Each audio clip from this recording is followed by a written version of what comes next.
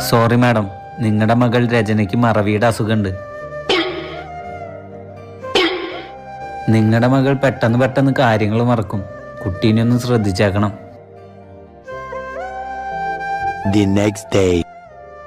മോളെ, നീ എന്തെടുക്ക? ഞാനിപ്പോ മോളിന്ന് വന്നോളമ്മേ. ഒരു കാര്യം ചെയ്യ്, മോള് പാത്രം കഴുക്, ഞാൻ അടിച്ചു വരാം. ശരി അമ്മേ.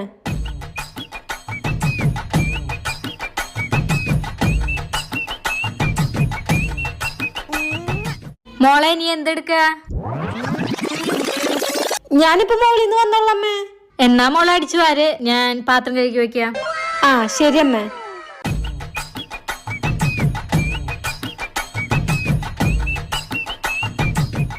മോളെ, നീ എന്താ ചെയ്യണേ?